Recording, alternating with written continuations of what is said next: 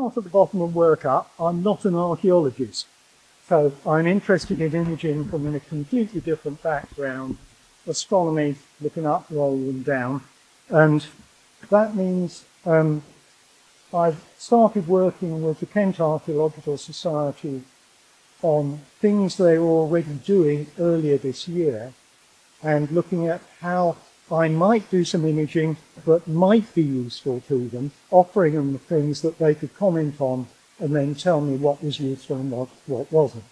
And hopefully, at the end of this, somebody will tell me what I'm doing is rubbish and I'll be doing something entirely different, and that will be useful as well. So, let's move to the positives. Locations, London top left, Kent bottom right.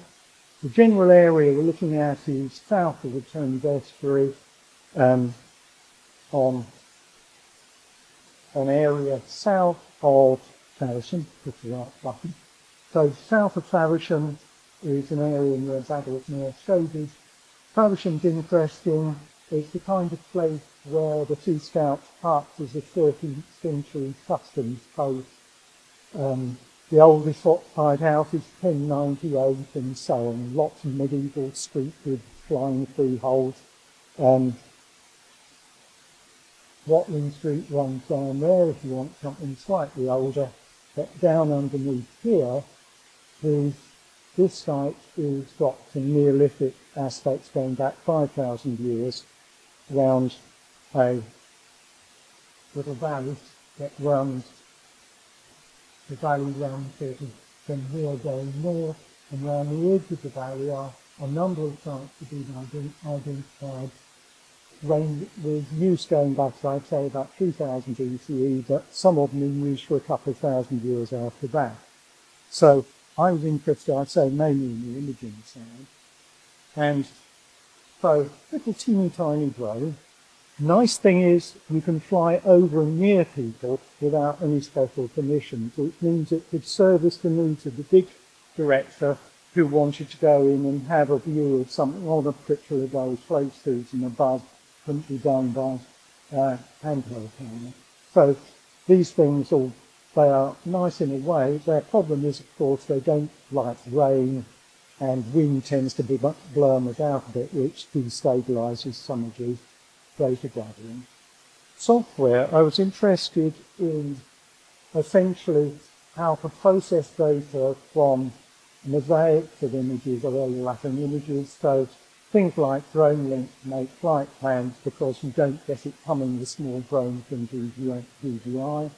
And then having done that, using openware available software like WebODM and Meshroom for making orthomosaics and doing 3D modelling from that. So get out of the way the simple things you can do legally you can't do with bigger drones without is getting close in above uninvolved people, so you could do little survey photographs of a big wreck for any general views you wanted, specific things from above where handheld at ground level wasn't feasible, so you can get easy images. So those kind of things usually nicely done. Again, you can't go near members of the public with drones unless they're small. This is an example of a open data, so gathering data, general use for an archaeological society and put on a website, just shows the kind of thing to show to the public what's going on. This is a simple orbit video. Appalling weather. Apart from the 10 minutes I put the drone up, you couldn't see the horizon because of the rain. The wind was horrendous. You can see the drone bouncing around everywhere, but at least it's pointing at what it should be pointing at. That's why there aren't many members of the public. They're all brave souls who can't rely on that drone. But at least it gives a general view and it helps. It's not for analysis, but it's a reminder of what's there in a general comments view and how these sites can be seen, particularly at the just missed the tree, but the object avoidance is fairly good on small drones nowadays. So, but this does give a little bit of context as well. If you wait, it's going to do a nasty jump and settle. Essentially, this is a 5,000-year-old site where a bit had been stripped back. They'd identified some stuff in previous years. Further up, it was essentially it shows very long agricultural use. This was a mounding ditch, but the mound's long gone because the agriculture's been going for hundreds of years. It's to be possibly 600 or 700 at least. Up there is the site of another barrow.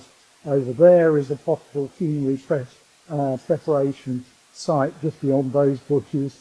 Over there's the valley. Far site is another site which showed some interest, and I did some preliminary surveys to help them identify things of interest. Over in the trees and a bit to the right is something else that looks Neolithic from ground viewing. I tried taking a drone and you can't see a thing close up, so it needs proper detailed LiDAR surveys to reveal. There's lots of evidence of various ridges and bits in there, but you can't see because of the tree cover's been there so long.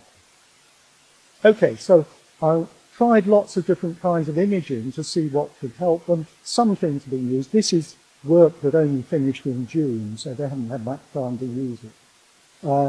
So single images, places like this photos of this nest on the south side of the valley show, I'll come back to images that might have some interest. Sequence over time, you can get in and show dig progression in single images. And there were one barrow I couldn't do an overview survey sites for orthonormal mapping because it was under trees, but at least get a sequence of images. Then the mosaicing, where one takes lots of overlapping images and feeds them into orthonormal mapping, which is useful for reference for the archaeologist, records for publication, shows progress of sites. Videos, these one-off audits, videos, do them as a sequence, bi-weekly on sites to show progress, general view progress. Animation, I did a time lapse from the bi-weekly sequences to make an animation of the overall site progress and usage. 3D, also useful for interactive 3D views for getting views in fine detail. So I tried all of those on a few different sites. Here's a typical, that's the site on the south side of the valley. Back in March, somebody had seen these little pair of spectacles kind of thing and thought, let's have a view from above. So I just did a general view, a couple of general views from above. And from that, they identified a site they would like a survey done. So I used a couple of hundred overlapping images and then WebODM to get an orthonormal view, which is just shown on the background of Google Earth type picture to show context. That's the elevation map that comes out of it. Reasonable resolution, this is about 8 millimeters a pixel because you're going low down and it gives a reasonable reference. And then the interactive 3D views the archaeologists could look at and say, oh yes, I begin to see something, and they want me to go back later and it's stripped off and look at this area where there might be something of interest. The Holly Grove Barrow, another barrow which is there on the north side of the valley, one of the two barrow sites close together. And again, this one seems to have evidence of being again Neolithic. And this is photos every couple of weeks, just showing how the thing progresses. Review photographs for the archaeologist to look back. Often you get a photo at one time, maybe oblique, but doing fairly straight down ones are useful. These are not orthonormal, obviously. These are single images, single 48 megapixel images from about 8 meters up, just to show a record of the site. But again, records used it. And again, as I say, that's the barrow site is just there in relation to the other mound and ditch site there. So, most of the imaging I did, well, let's start with the image I didn't take. This was taken last year, just a standard drone view, oblique view from the north, looking at the site, and there's the valley beyond. So these sites tend to be up on the upper edge, near the edge of the valley. And they excavated a larger site that showed up the whole rim bit, a couple of post holes there, and suggested how the post might have been, and sort of a fanciful idea. So what I did starting early this year was go in and set up imaging over the dig period between mid-April and June and going in twice a week to do overlapping survey images from which I can make the orthonormal maps. And here is a typical orthonormal map result. It gives good detail. This is about 46 meters across the site. Again, corresponding elevation map coming out of WebODM. You keep good detail. The original survey image, this is a bit of the middle of the survey image there, and even after doing the orthonormal mapping where it matches in, you lose relatively little detail. So you're still keeping about 2 millimeters. And essentially that means the archaeologists can roam over the whole site just going in at a high resolution for what they would like to see. Trouble is, I was trying to keep out the way of the archaeologists, so I was going in early in the morning mostly.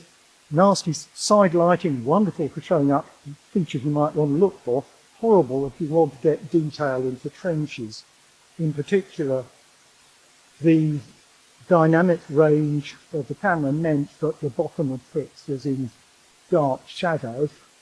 So that's a sample 3D view. And so there's my flight plan. I then went round the pit, because I'll show you, it wasn't giving good detail. Took a few handheld images, the older drones, walked around, take a few images, patch them in together, and then redo the WebODM orthomosaic survey, and it was giving detail in here below 0.5 millimeter per pixel. So you're getting fine detail into the pit. So to compare that then, this is a 3D view from the survey with no extra images, and essentially early morning, sunshine's essentially coming in from the top, and because of the shadow you get a lack of dynamic range, and the surface is missing in lots of places. And you can see in this in the view from below. You can see the edges of the pit round here, and that's the far side of the pit. And so the whole pit this side is missing. Adding in the extra images, you start to get detail in pit bottom and sides and complete the pit structure, so it gives you a much better 3D rendering of what the structure is there. This is one way of doing it. So far I've used WebODM concentrating on orthonormal maps, which you can overlay on other satellite views for comparison in detail. WebODM's not so good on 3D views if you've got horizon in your images, and the technical reasons for that. Meshroom is another way of processing images from surveys. I found it slightly less easy to use to get the ortho map generation, but it's good for doing the 3D views, interactive 3D views, and it copes with the horizon better and gives you some idea of what its idea is surrounding clouds are, although unrealistic. So essentially I use Hyperlapse, essentially taking a sequence of images that can be knitted together to make an orbit video, say if you do it in the surface, but you can keep the individual images. And I did that at a number of different heights, 4, 9, 16, 25 meters. Now the 16 and 25 meter sets didn't include horizon, so I could run them through WebODM, and for the whole set I ran it through Meshroom. And you get your interactive 3D views in both cases. There's interactive 3D view sample coming out of WebODM using only the two higher things with no horizon points. Below you get slightly more detailed because you get a more detail in the foreground image with Meshroom because you've got the lower height images, and so you're closer to, you get a finer resolution. But they're both giving reasonably interactive images in for those cases. I'm probably missing out loads of stuff from not looking at my notes, but essentially this is covered. So lastly, this site, these kind of images are all about things done in the moment almost. It takes a minute or so to take the images for making these kind of surveys. It takes about 5-7 minutes to take a set of overlapping images to generate an orthonormal map. These are but flashes in the pan if you're talking about even the length of the dig going on for a couple of months, let alone the age of the site. So I thought one thing it'd be nice to do, how does a dig progress over time in terms of what you see and how activity, I'll be less than that today, and how activity progresses over time. How do you show that change of activity? So I simply took my 17 orthonormal maps generated at 2 a week and interpolated, and again you can see there's the site, that the actual site being worked is a green outline over the original site that was excavated in the previous year. So we're just looking at that site, and essentially all you do is interpolate a load of frames by taking fractions of the image between each one in the right way, make a load of intermediate images, cut them together, and you get a little animation, which is quite fun in its way. However, the lighting varies, cloud cover varies, sunny varies. So although it doesn't show too much here, if you animate that lot, you get more disturbing effects from light brightness changes between images than lighting changes. And that's very distracting in an animation. So the cheap and cheerful way to help with that is to do histogram equalization, where you break the brightness levels up evenly by area and by level over the image. And that helps, but doesn't cure the problem of brightness change between surveys. So what follows is essentially a thing I call Spot the Archaeologist, because on one occasion I couldn't get rid of the dig director and his partner. And so they were somewhere on site, but because I had to do it at a different time of day and they were determined to finish something and I needed to go home, so I had to do the survey while they were still there. So that's how the site started. First day, it hadn't even stripped, they'd only top stripped half of it. But if you run the thing, it's not Where's Wally, but Spot the Archaeologist. The thing is on. And it's a very cheap and cheerful way. I haven't even got the overlaps entirely lined up.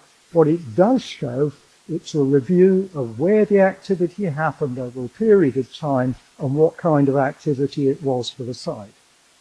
So it's a review for use for anybody, archaeologist or anybody else in survey. A quick view of this is what happens to a site over 2 minutes. And I think, yeah, it's finished, so I really have to. Now, I would have talked about loads of things. I like cleaning data, analysing data, spotting features. No time to talk about that. So all I can do is say I've tried lots of techniques.